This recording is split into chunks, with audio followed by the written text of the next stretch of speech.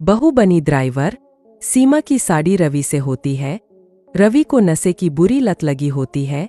एक दिन अरे माँ, मेरा एक साइड का शरीर काम नहीं कर रहा है। मैं आज खेतों में कैसे जाऊंगा? अरे बेटा, ऐसा ना बोल। तेरे पापा के जाने के बाद से तू ही घर चलाने का सहारा है। मैं डॉक्टर को बुला लाती हूँ।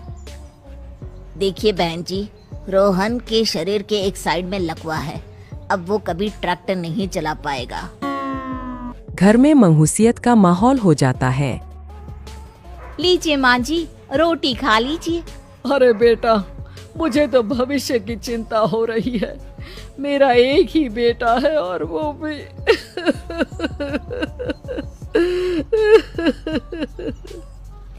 माँ जी, आप चिंता न करें। जब तक ये बीमार है मैं खेत जाकर काम कर लिया करूँगी। वैसे भी नशे के कारण इनका शरीर काफी कमजोर हो गया है। अगले दिन सीमा खेत में जाकर काम कर शाम को घर लौटती है। ये ले बेटा, पानी पी ले।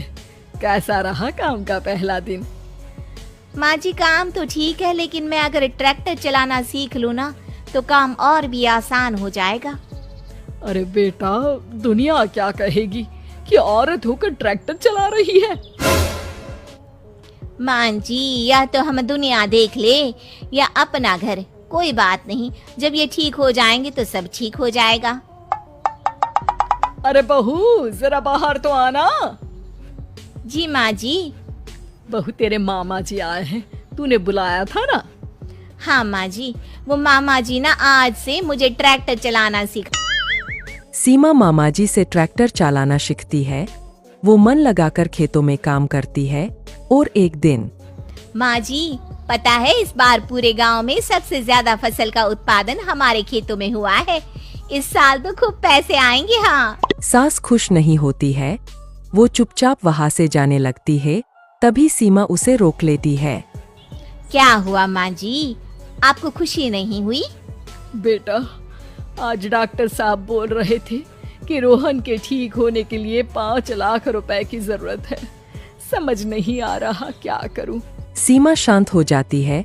अगले दिन सास सीमा के पास आती है। बेटा, ये मेरे गहने हैं। इसे अपने गहनों के साथ जोड़कर सुनार को दिया।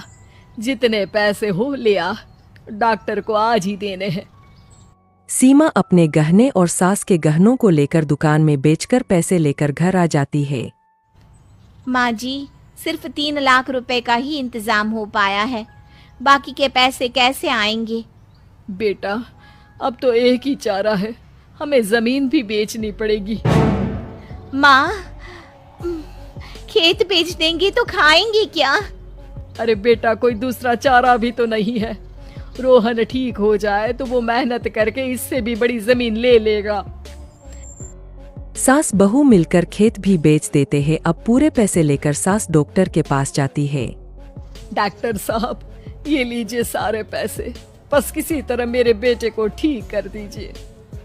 आपका बेटा ठीक तो हो जाएगा, लेकिन 6 महीने का समय लगेगा। सास बहू सोच में पड़ जाते हैं कि अब तो कोई जारिया भी नहीं रहा जहाँ से उन लोगों की कमाई हो। अब कमाएंगे नहीं तो खाएंगे क्या? माँ जी, मेरे माता पिता ने लड़की होने के कारण मुझे ज्यादा पढ़ाया लिखाया नहीं, लेकिन ट्रैक्टर चलाना सीखकर मैं कुछ काम करने के लायक तो हो ही गई हूँ। अरे बेटा, ट्रैक्टर अब कहाँ चलाएगी? खेत तो बिक गए हैं। माँ जी, मैं किसी और के खेतों में दिहाड़ी में काम कर लूंगी, कुछ तो पैसे आएंगे ही ना।